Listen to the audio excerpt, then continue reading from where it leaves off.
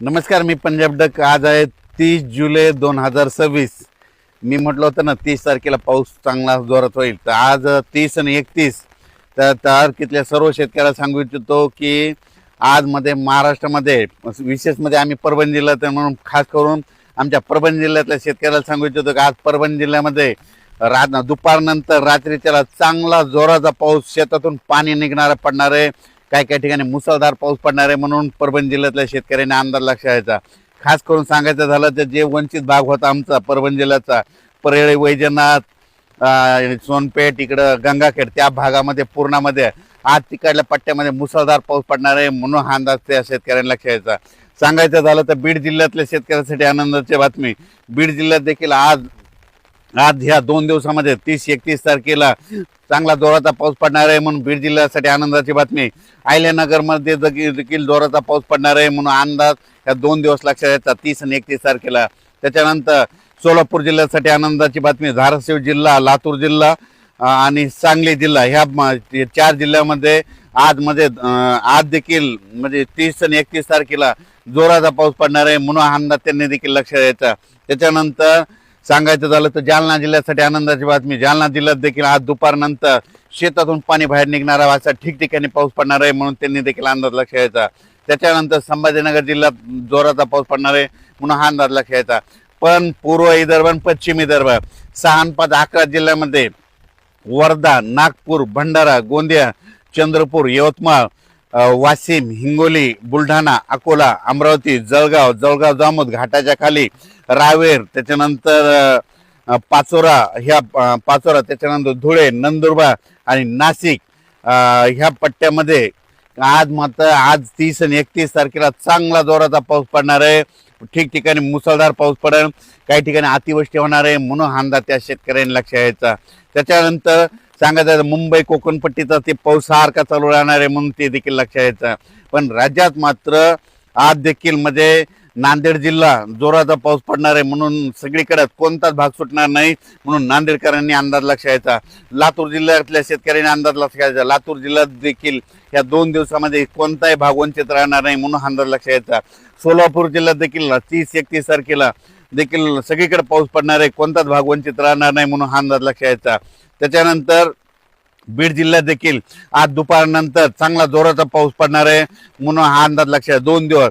आणि राज्यातल्या सर्व शेतकऱ्याला सांगितलं, बऱ्याच शेतकऱ्याचे फोन आले आणि टेक्स्ट मेसेज पडला की हे पाऊस कधी कमी होणार आहे. तर जे डाळिंब शेतकरी त्यांच्यासाठी आनंदाची बातमी की 1 तारखेला म्हणजे 1 ऑगस्टला सूर्यदर्शन होणार आहे. 2 तारखेला आणखीन सूर्यदर्शन होणार आहे. म्हणून अंदाज लक्षात द्यायचा. त्याच्यानंतर 1, 2, 3 ऑगस्टला देखील राज्यात सूर्योदय असताना काय होणार आहे, स्थानिक वातावरण तयार होऊन ठिकठिकाणी मराठवाड्यामध्ये देखील पाऊस पडणार आहे. म्हणून अंदाज लक्षात घ्यायचा. सोलापूर जिल्ह्यात देखील पाऊस पडणार आहे. म्हणून अंदाज लक्षात घ्यायचा. लातूर जिल्हा, बीड जिल्हा, जालना जिल्हा, संभाजीनगर आणि विदर्भ ह्या पट्ट्यामध्ये 1, 2, 3 मध्ये स्थानिक वातावरण तयार होऊन 1, 2, 3, 4 ऑगस्ट पर्यंत पाऊस पडणार आहे. म्हणून अंदाज लक्षात घ्यायचा. ज्या जिल्ह्यात अतिवृष्टी होणार आहे, मुसळधार पाऊस पडणार आहे, त्या जिल्ह्यात सांगतो. पण ते संपूर्ण जिल्हा धरणार नाही, फक्त काही भागात धरणार आहे.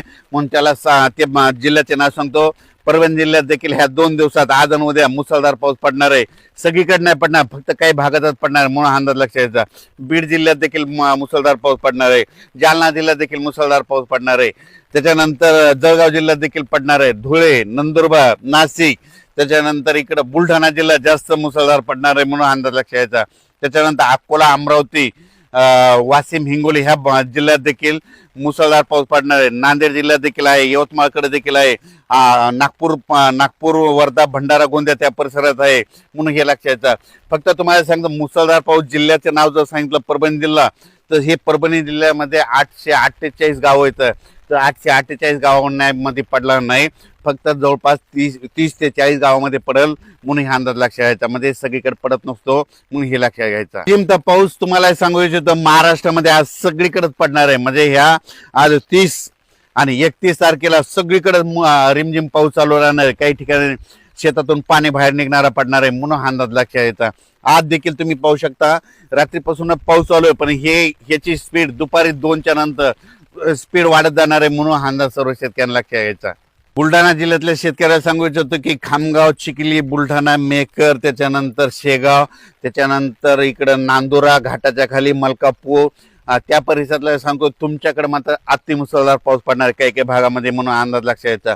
तर जळगाव जामोद खाली जास्त पाऊस पडणार आहे म्हणून त्या देखील शेतकऱ्यांना लक्षात यायचं. नदी काठी कोणाचा जर आखाडा असेल तर तुम्ही काय करा, आज तुम्ही दुपारपर्यंत तुम्ही तुमचे बैल जनावर पाईपलाईन असेल तर ते काढून बाजूला ठेवा, कारण की आज काय काय भागामध्ये जोराचा पाऊस पडणं, वड्या नाल्याला पाणी येणार आहे म्हणून अंदाज लक्षात यायचा. राज्यात सर्वत्र मुसळधार नाही पडणार, फक्त काही काही 10-20 गावामध्ये 5-50 गावामध्ये असंच पडणार आहे म्हणून अंदाज शेतकऱ्यांना लक्षात यायचा. जळगाव जिल्ह्यातल्या शेतकऱ्याला सांगू इच्छितो तुम्ही देखील काळजी घ्यायची, तुमच्याकडे देखील अतिमुसळधार पाऊस पडणार आहे म्हणून अंदाज लक्षात यायचा.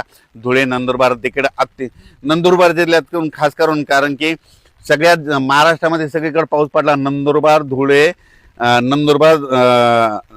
सोलापूर, धाराशिव, बीड आणि नांदेड ह्या जिल्ह्यात पडला नव्हता. मग आज तेच जिल्हे देखील वंचित राहणार नाही ह्या 2 दिवसात म्हणून हा अंदाज सर्व शेतकऱ्यांना लक्षात यायचा. त्याच्यानंतर मुंबई, नाशिक, कोल्हापूर म्हणजे रत्नागिरीपासून पालघरपर्यंत ते पट्ट्यातला पाऊस कायम सुरू राहील. महाबळेश्वरचा देखील पाऊस सुरूच राहील. पुण्याकडे देखील आज पाऊस सुरू होईल म्हणून हा अंदाज लक्षात यायचा. त्याच्यानंतर कोल्हापूरकडे देखील म्हणजे पश्चिम महाराष्ट्रात सरी राहतील म्हणून हे देखील लक्षात घ्यायचं.